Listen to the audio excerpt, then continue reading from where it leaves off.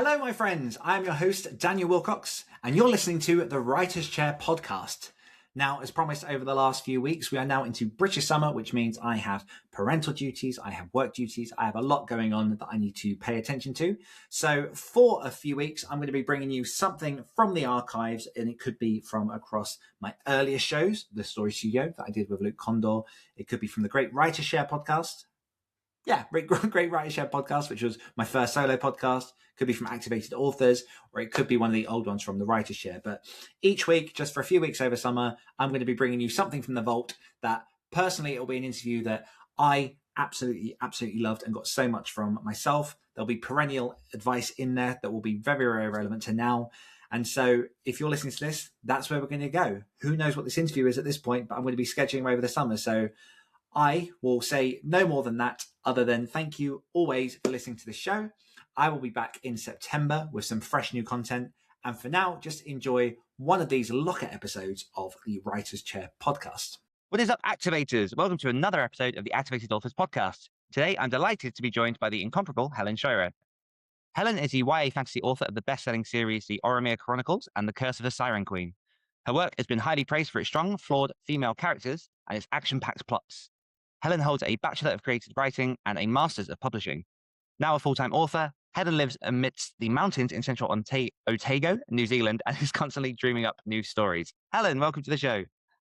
Thank you so much for having me. I'm very excited to be here. I'm excited to have you to sit down and actually go into some formal conversation about yourself, because we've spoken a fair bit offline about your journey and the things that you're doing over the last year. And you are involved in quite a lot, and I think there's going to be quite a lot to dig into. But one place I want to start is, we briefly touched on just before we started talking.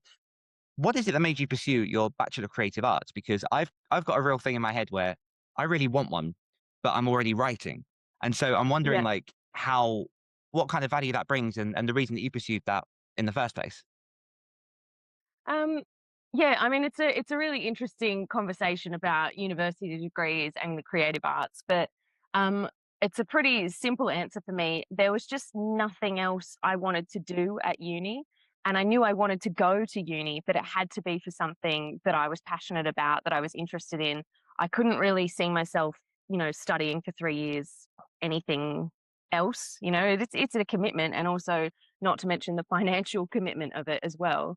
I had several arguments with my parents over that, actually, when I must have been about 18, 17 at the time. I just decided that I wanted to do that. And couldn't imagine doing anything else. And it was really valuable in that, we studied a lot of incredible literature. It did sort of open your eyes to having to write to a routine and submit to deadline and things like that. I guess what I've kind of realized in hindsight is that it was quite limiting in terms of the genre that we studied, which was no genres. It was just classics, and it was just literary fiction.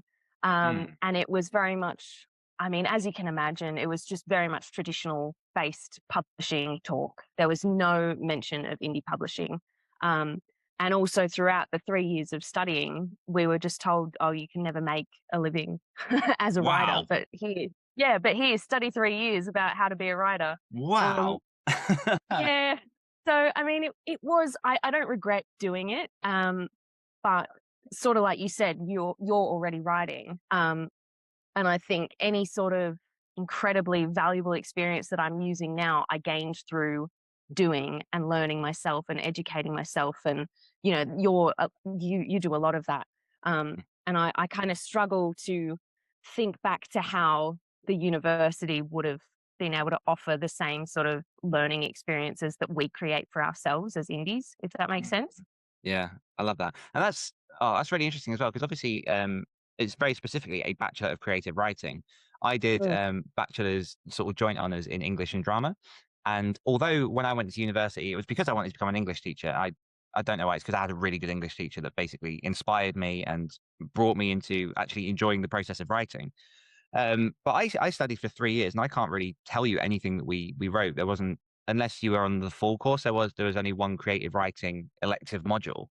And I often say to people, because people are like, oh, you write because, you've got a degree in English. And I go, well, no, because we studied Georgian literature, psychoanalytic, what's the word, like Freudian theory and sort of critical analysis and things. And there was very, very little in the way of what I use now to actually write books, because it's all very all very historical literature.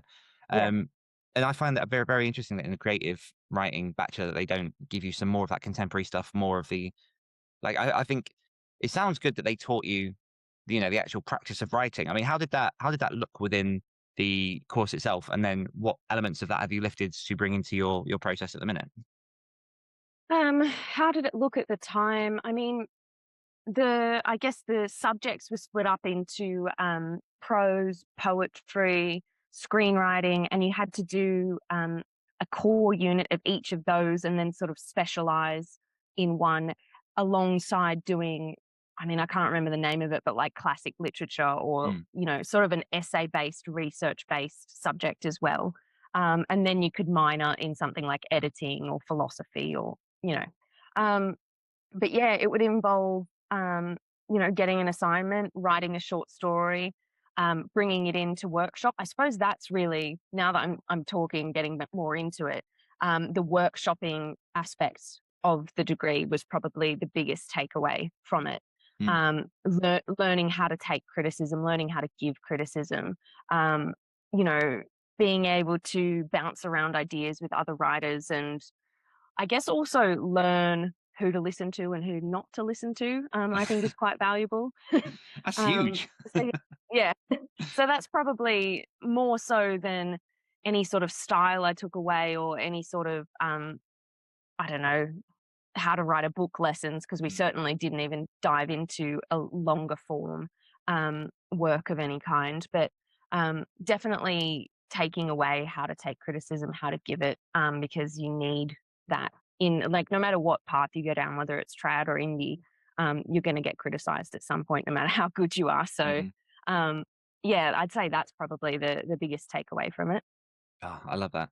There's so much in that, especially listening to the right people. One thing that I come up against a lot is I do get asked my advice a lot on sort of book covers for different genres.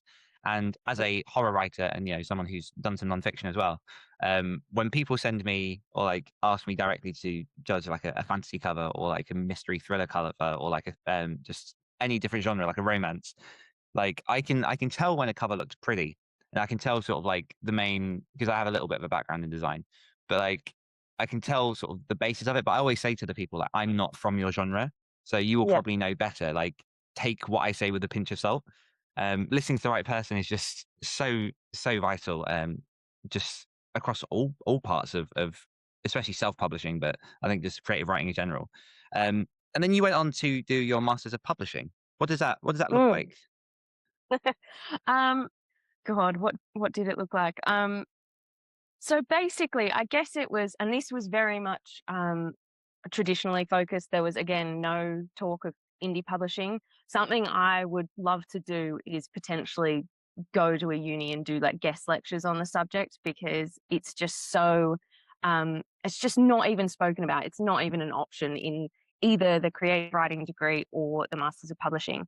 But what Masters of Publishing did was that it gave me a really in-depth overview of the entire like publishing system.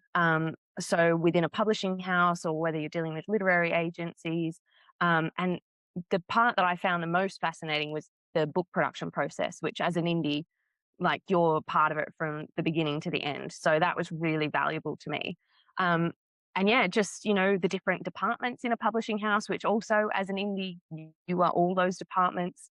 So I got a lot out of the publishing masters, just in terms of sort of practical knowledge and having the awareness that I could actually take on board all of these things and have a really thorough, in-depth understanding of the different stages of production, of the editorial stages. And yeah, I mean, we did subjects like magazine design as well. So it was all different sorts of publishing, but yeah, we did that. We did editing.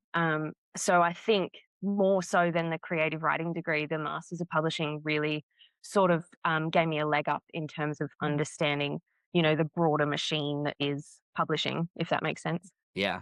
I mean, that's a hell of a rounded way to get involved in this process, because I think a lot of people come to independent publishing by having written a story and then going, I'll figure out the rest later. But obviously you seem to have gone through the formal education route, managed to get this entire comprehensive look at what the publishing process looks like. Were you writing at this point? When was it that you started sort of, penning your first stories, and were you using that knowledge as you were learning it, or was this sort of later? It's all kind of a bit of a mishmash, really, because when I did my creative writing degree, like I was 18, 19 when I started that. And one thing I will say about that is it very much geared its students towards being literary and being, serious fiction. And I, being very impressionable at the time, decided, well, if I'm going to be taken seriously, I have to write literary fiction. So I wrote a literary fiction manuscript while I was at my first degree. I worked on it for years. I got a publishing contract with a small press in Melbourne, and worked with the publisher for, it must have been like 2 years. And while I was doing my master's, I think I was having a really hard time with this particular publisher. Not like they were nasty or anything, but I think my gut was telling me it was going nowhere, and that they were trying to start changing my voice in the editing stages, and it was just it begun to feel like sort of pulling teeth. And sort of in order to escape that, I started writing young adult fantasy just for fun, and I did NaNoWriMo in must have been 2016. And so while I was doing these degrees, I was kind of going through all of that. And then the sort of like the best thing that could have happened, where the publisher reverted the rights back to me of that original literary fiction book. And like that was not the book I was meant to write. I was trying to fit to a certain mold that I'd been told was the acceptable thing. And really, when I started writing the fantasy, I was like, why haven't I been doing this the whole time? Like it sounds like so stupid now. Like, of course, why wasn't I writing what I love reading? But, you sort of just get molded in a certain way.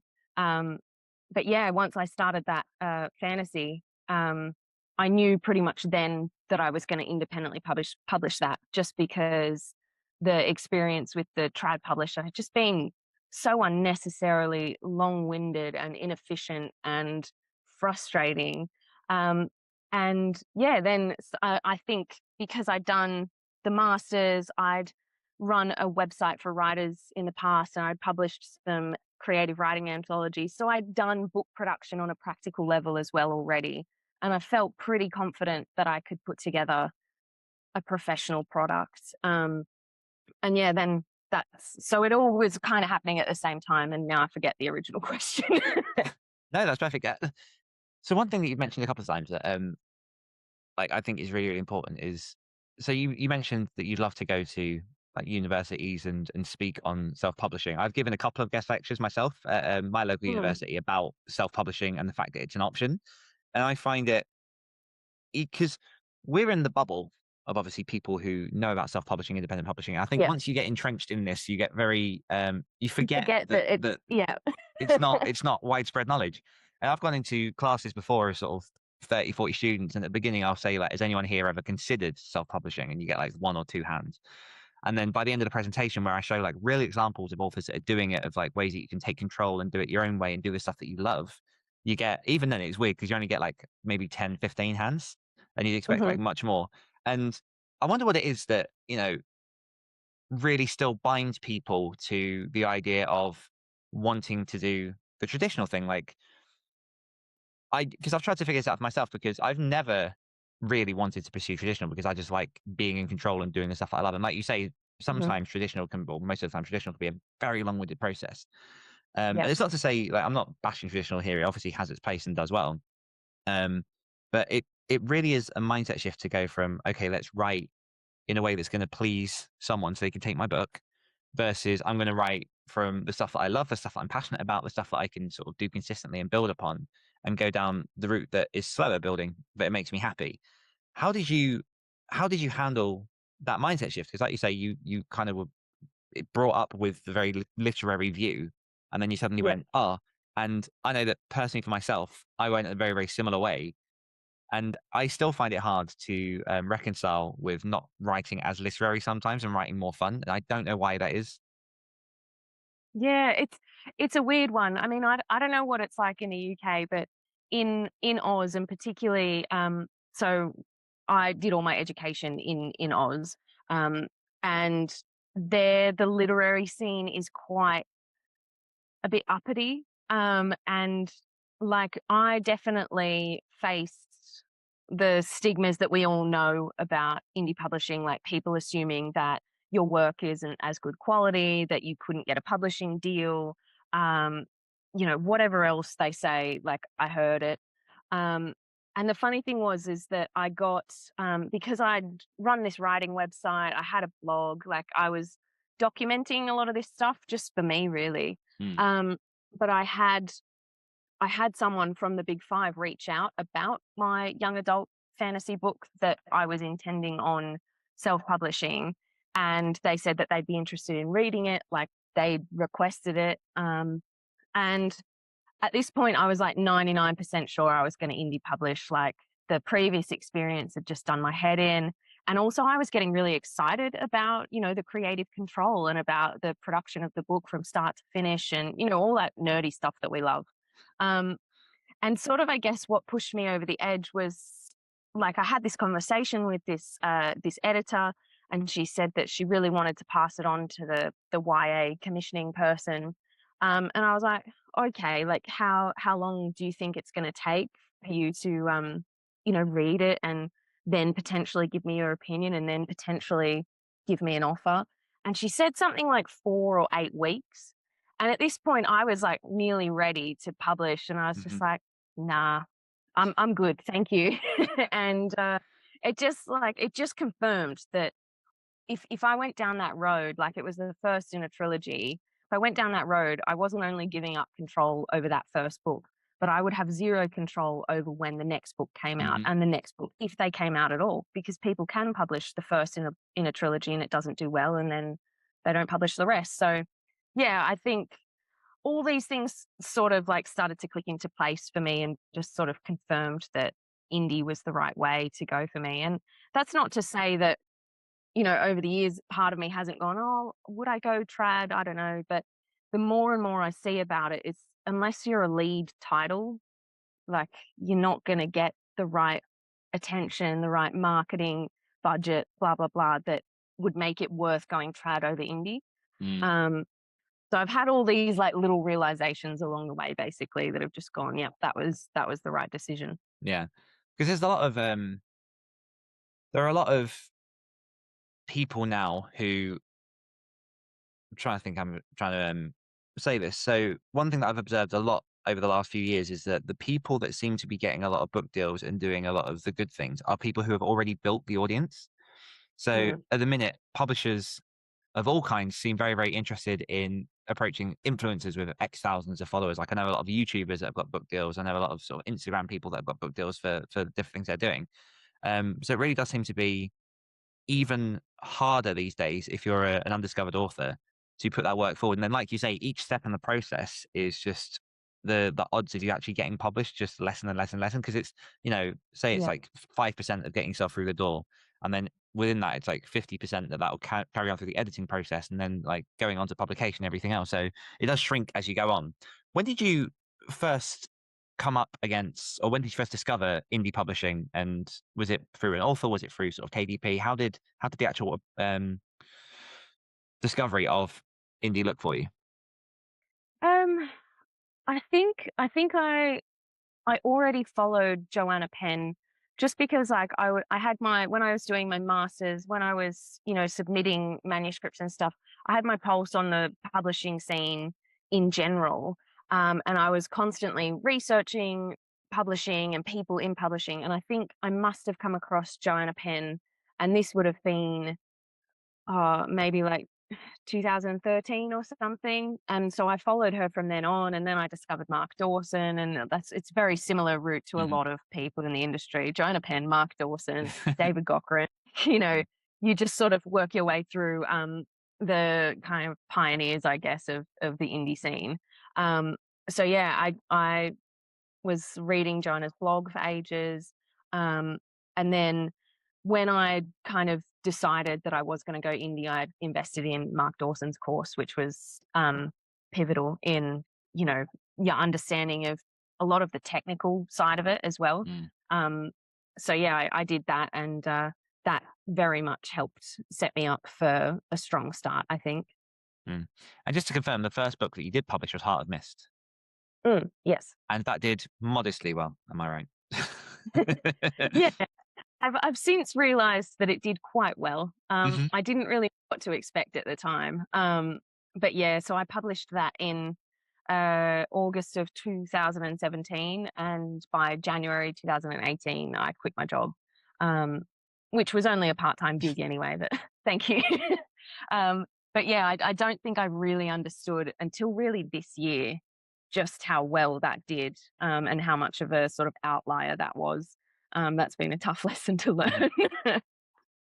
Yeah, but talk us through that process, because a lot of people, especially self-published, we teach a lot. I know I teach a lot about the long tail, and about like the first book may do some good things, but obviously it's in the next book that builds that, the next book that builds that, and it's kind of that exponential curve up of backlists and product that makes it a sustainable career.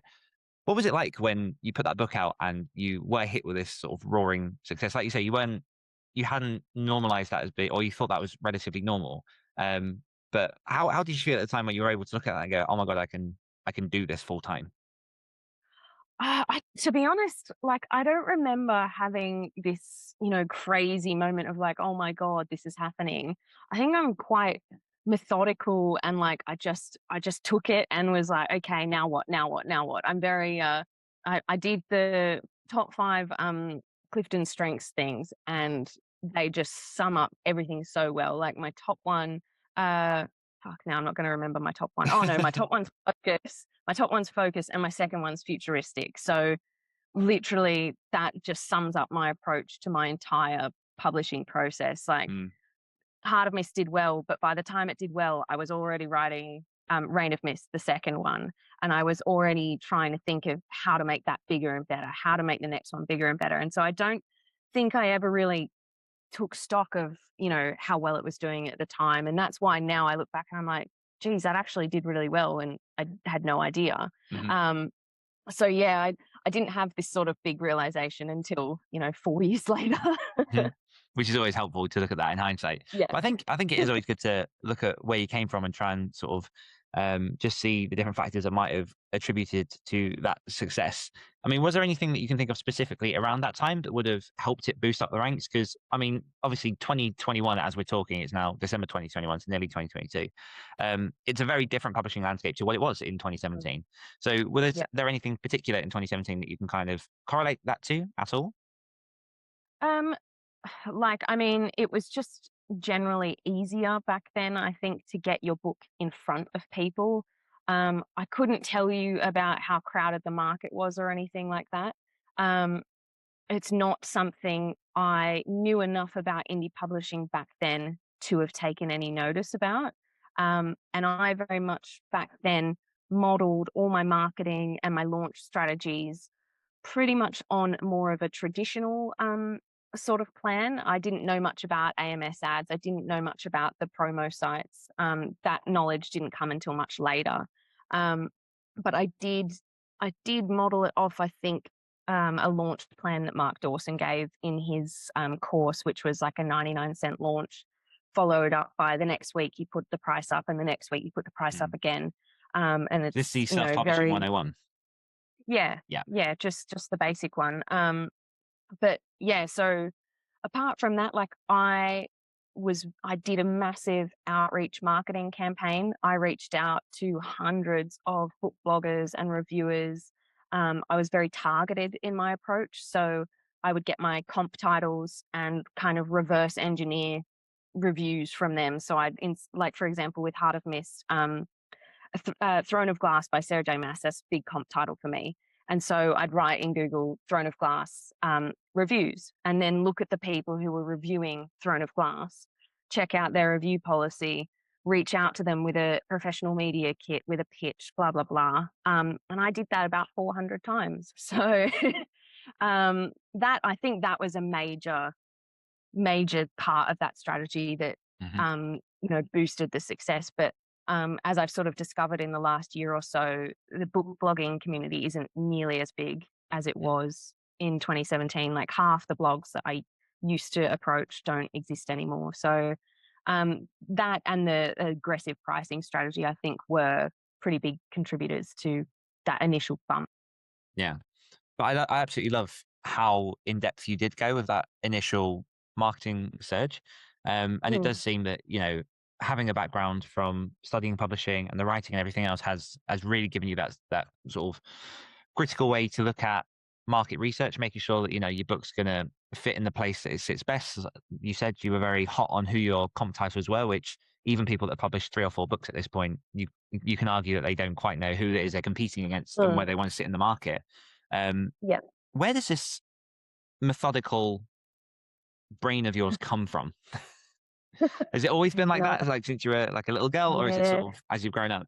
Yeah, I've always been like incredibly disciplined, incredibly focused, and to the point where like it's almost irritating, like to me. And in daily life, this stuff frustrates the hell out of me, and like makes me sound like a bit of an asshole. But up until I did the Clifton Strengths thing, I didn't really understand, and I thought, like, why doesn't everybody think like this sort of thing?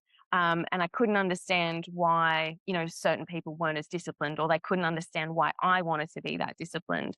And it wasn't really until I did the Clifton Strengths, which I've only done top 5. I'm not even fully immersed in it. So you need.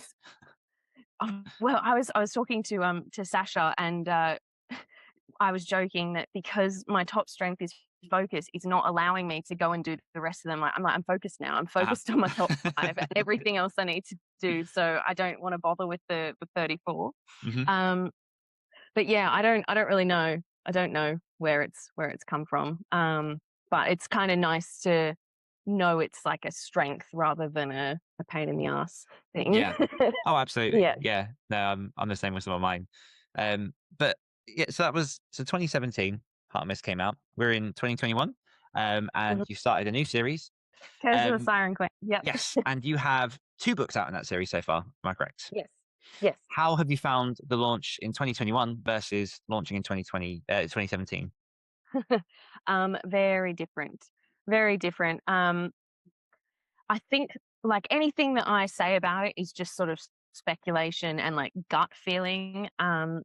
But I suspect, so in between War of Mist, which was the 3rd and final book in the Oremere Chronicles, which was the series that did quite well, in between that and the first book in Curse of the Siren Queen, I published a collection of short stories, which were prequel stories to the Oremere Chronicles, and I published just an ebook omnibus of the Oremere Chronicles. So I stupidly thought that by publishing a collection of short stories and an omnibus, that was my publishing for that year.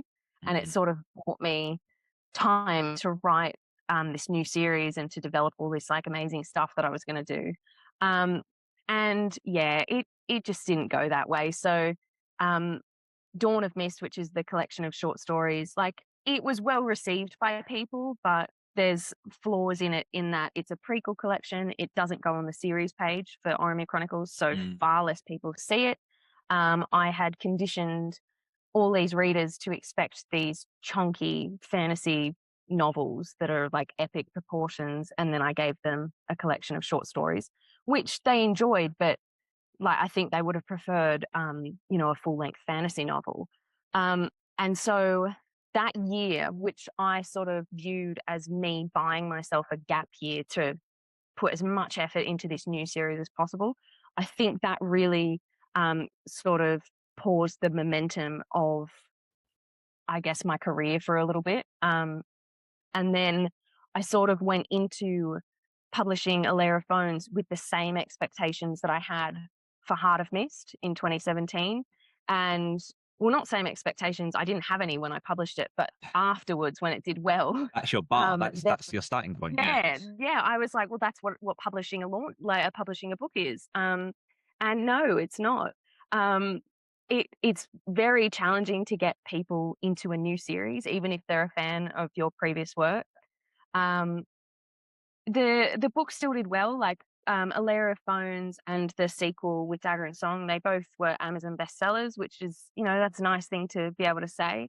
But I definitely found with this new series that it's more the long game than it is, that like, yeah, I couldn't even tell you like sales figures or anything like that off the top of my head, but um, A Layer of Phones and the sequel, they're gaining momentum now. And A Layer of Phones was published in July. So I've waited however many months for it to really start, chugging along, whereas Heart of Mist was, flying from the get-go. But also my strategy sort of changed a little bit in this series in that I didn't do a 99-cent launch. I launched at full price. What else did I do? I've also, this is the first year that I've published 2 books in 1 year, because the Oremere Chronicles were all 1 book a year. So it'll be interesting to see, because with Dagger and Song only came out about 3.5 weeks ago. So it's still relatively new, and it's only the second in a series of 4. But yeah, I'm really understanding this time around how different it can be publishing a series, and how much more of like a long game it is. Very different. It's just super different to what it was for the Oremere Chronicles, which initially I was panicked. It was not what I expected. My bank account did not look how I expected. But it is sort of on the up now, and I think it's taken a little while to kind of get people to invest in a new series. And one thing I haven't really been overly clear about is that it's actually set in the same world as the Oremere Chronicles, which is part of a much longer term strategy. So maybe I should have been more clear about that, but you don't want to isolate people who haven't read the first series. So, it's all just this massive learning curve, really. And you can hear that methodical brain going as you're talking, especially when you're looking like the strategy and everything else. I will say for people who haven't checked out Layer of Bones, it is a fantastic book. I have read it. So congrats on crafting another amazing one. Thanks. How have you found, because I know obviously you mentioned that Heart Mists skyrocketed. This one was a bit of a scary launch because it didn't quite start where you wanted to, and it's like it's fantastic to hear that it's growing and it's kind of going in the direction that you want to. How did you find in those first few weeks, as much as you're happy to share, sort of like reconciling with that panic of that book? Because this isn't a unique situation. There are lots of authors who have had success, and then they'll bring out a new series and it doesn't quite go where they want it to. How did you approach kind of the next steps in going, right, how do I quote fix this? Yeah. Well, to be like brutally honest, like after A Layer of Phones came out, I think normally, like in a normal circumstance after a launch, I always have a bit of like a mental emotional dip. I think we've talked about this Yes. on other platforms. You kind of get the post-launch blues a little bit. And so I get that even if a book earns out in the first week, I don't know what's wrong with me. It just happens. But so A Layer of Phones, I had that, which is normal. And then I just sort of had this creeping dread that, fuck, this book isn't doing how it should. Like, is it even going to earn out what I've put into the cover, into the editing, which is something I never even considered, which shows just how warped like my thinking was about how well the other ones had done. But like, I don't know. I never really considered that I was going to do anything else other than continue the series. Like, also because I bought myself that like gap year. I was quite far into the series already, which is quite scary. So I think when A Layer of Phones came out, book 2 was must have been with beta readers, like it was done. And I'd started writing book 3. So what was I going to do? Like, I couldn't really not publish it. And I have to admit, like, I'm in a position where I've not got any dependents. I haven't got a mortgage at the moment. So I am in a situation that I can afford to take these sort of bigger financial risks, which I can really appreciate not everybody can do. But so that was a decision on my part to just keep pressing forward. Any money I was losing or had lost was, I guess, I framed it as an investment in future Helen, regardless of how the, Alera phones and the other books did. They were going to be in a back catalogue eventually, and hopefully, in the future, I would have another series that went gangbusters, and the rest of the people went back and read them. So yeah, I think like it just didn't really seem like there were other options. But also with this, with Curse of the Siren Queen, I very much have used that series as like an escape from just life. I mean, I was writing it during COVID.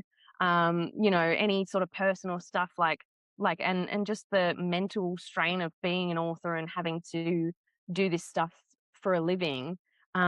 When I get to write about, a lair made of bones, or like a epic quest across realms and sword fights and magic, like I think that's probably my dream way of escaping anyway. So it's funny that I escaped, worrying about writing by writing, basically. I love that. But it's a brutal lesson. That there's a couple of brutal lessons there that, I've learned myself, which is number one, as you say, it is difficult to get people to hop across series, which is bizarre because you're the same writer and you're producing the thing, but you forget that sometimes the readers aren't following you, they're following that story, which is horrible to learn. But then at the same time, the other brutal truth, the fact that like I very much escape from the work that I do with fiction by writing fiction as well. And there's like almost a split in my head of which is which, if that makes sense. So like the creation is very selfish endeavor. It's for me. I'm sat there, I blank everything else out. Whereas when you're publishing and marketing and doing all that kind of stuff, it just feels like a different machine. Yeah, definitely. I compartmentalize the two different parts. Like, very much separated. Definitely. Because we've had conversations about your increase in productivity, and as people know, I'm very kind of like keen on trying to find ways to maximize productivity and go down that route. You published 2 books this year. Obviously, you said that part of that you can attribute to having a bit of a longer tail between series, but you are just generally at this minute producing more stuff. What have you done specifically that you can think of that is helping you be more productive and write more and get more books out into the world? I think, it's not super technical or anything, but just the sort of mindset shift of I'm a full-time author. My priority each day should be getting the new words down. And before, like, I think it's very easy to fall into the sort of drudgery of answering your emails, doing social media, doing marketing, doing ads. Like that could take over your entire day. And also I've learned I'm a morning person, and I need to write first thing in the morning. If I start with emails and ads and social media, my brain is fried by lunchtime, and I don't want to write at the end of the day. Whereas if I start writing at the beginning of the day, I can write all day, or I can answer some emails at lunch or do this, that, and then come back to it. But it's just, I guess, for me, learning what has worked and what hasn't worked. And I'm sure you've talked about this a lot on your various podcasts and stuff, but this year I started tracking word count just in a very basic spreadsheet. And, if you look at it, best times are in the morning. And also if I exercise and shower and stuff at a certain time and then go back into it, I come back into it with like a fresh head. And, it's just, I guess, learning what works for you. And yeah, definitely just that very simple mindset shift of like, get the words done. That's your actual job, and anything else can come later. And I think, especially with things like emails and social media, it's never urgent. It is never as urgent as you think it is. It can wait. You can answer it on your lunch break. You can answer it in front of the TV, whereas I can't do those things. Like I can't write when I do those things. So yeah, I think that sort of answers that. Yeah, I had a colleague whose email system was basically ignore the email unless they send a repeat email asking again and it's urgent. Because I like that. Yeah, because then it's like normally people send the email just to get it off of their own heads, to get the ask out. And it's only when they really require the thing and they're like, can you have this now? It's like, yeah, cool. And then you shoot it back and it just saves your own worrying and doesn't clear your inbox, but it's just an easier way of handling it. I would Yeah. like to get a little bit more granular, if that's okay. Like, so Mhm. you write in the mornings. What does your typical morning look like? What time do you sort of like get up and get to the keyboard and you know, the specifics of times and things? Okay, so I'm usually up at 7. I need a tea first thing in the morning, go make a tea. Um, I work to an outline, and that's there we go. That's what's helped me with the productivity, the outline. Because with Heart of Mist and all the Oremere books, I think I had a general sense of where they were all going, um, but that was it. And I ran into a lot of problems when you publish a book, when you write a book, then publish it, then write the next one and publish it. Those are all set in stone then, and you're kind of fucked for the next couple of ones.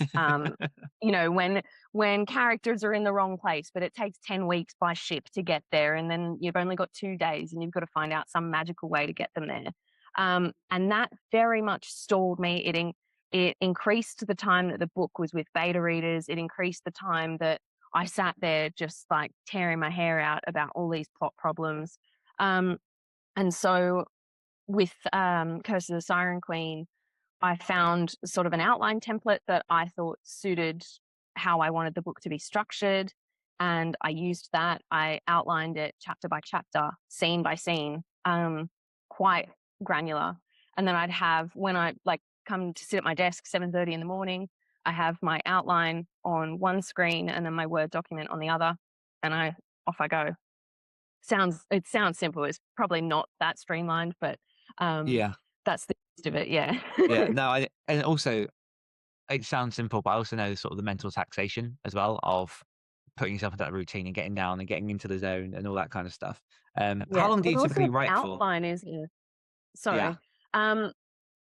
How long do I typically write for? So this year, I've tried 30-minute sprints. They're usually quite good. It sort of ebbs and flows how I approach the sprints depending on where I'm at with the book and how annoyed I am at myself. But yeah, usually 30-minute sprints. Or if like a couple of weeks ago I was at the end of a draft and I was like, I just have to get this done. It's doing my head in. The 30-minute sprints were annoying me, so I just sat and got it done. Yeah. And I knew I wasn't being as productive. Like I was staring at the screen, I was like dicking around with other stuff, but that was the only way I could get it done. Yeah. So yeah, it changes, but yeah, I've been doing sprints, like usually about 30 minutes. And when I'm really disciplined about it, 30 minutes, I force myself to get up, go make a tea, go breathe the air outside for 5 minutes and then come back. Because I find I could just sit at the computer, check an email, do this, that, but then I'm not refreshed when I come back to the next sprint. So that's the sort of strategy at the moment anyway. Yeah. I like the fact as well that you mentioned exercise in the mornings as well to kind of like refresh your mind and everything. Is that something that you work into your life every day, or is that kind of an ad hoc thing that you do when you feel like you require it? I try every day. So I used to be really active when I was younger. I did soccer, I did ballet, I did like everything under the sun. And really, it's only been, so I moved to New Zealand about 3 years ago, and I haven't been as active here because sometimes the weather's horrendous, like it's snowing, it's cold. But it must have been about like 6 months ago or so, we got an exercise bike. And that literally gives me no excuse. Like I cannot not exercise, like the thing's right there. I can watch TV while I exercise, like, you know.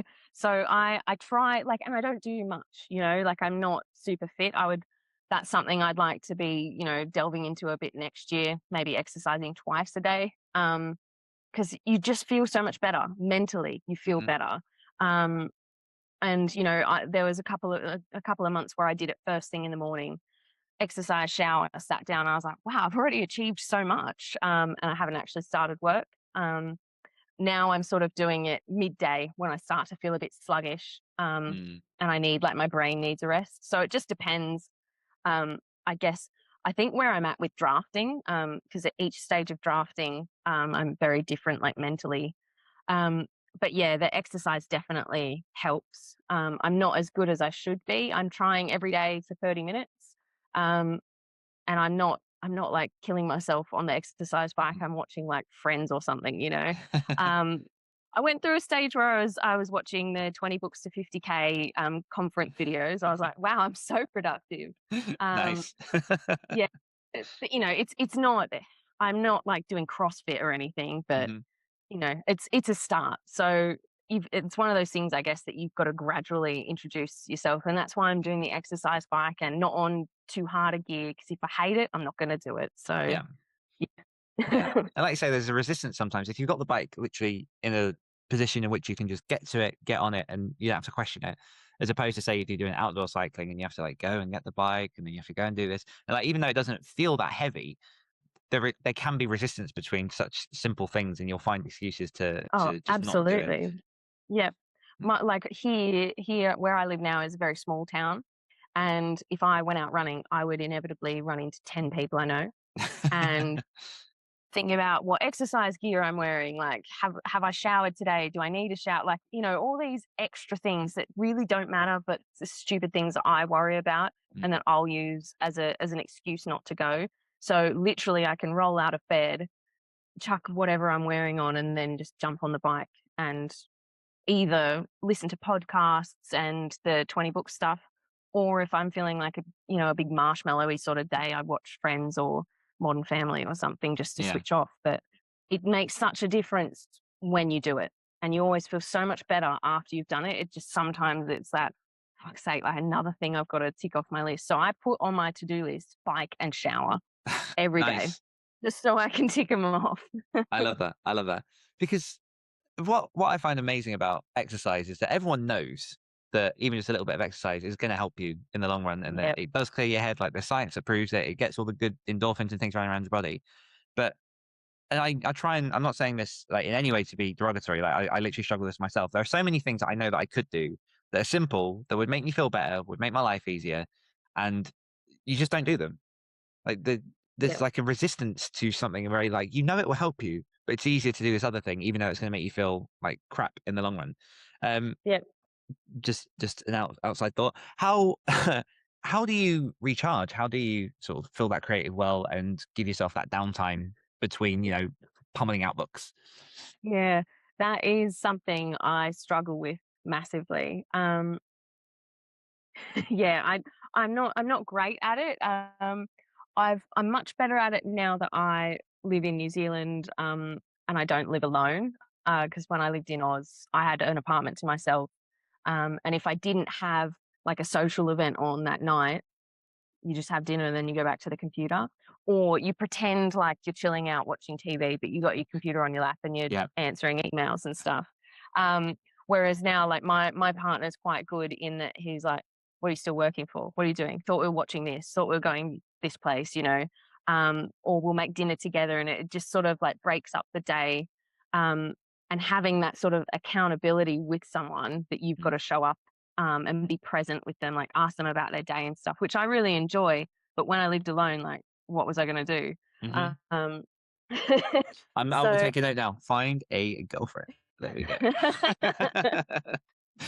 um, so yeah, I mean, to be fair, he's a very special person. And he is very good in encouraging me to get outside to, um, on the weekend, if I open the laptop, what are you doing?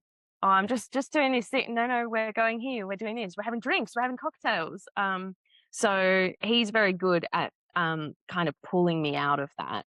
But in terms of like refilling the creative well and stuff, that's something I'm trying to really do at the end of this year, because I feel like I haven't read as much as I wanted to read for pleasure. I haven't stayed in touch with friends back home as well as I should have, because I'm working. There's a time difference, like similar to the exercise stuff. There's always a barrier if you let there be a barrier.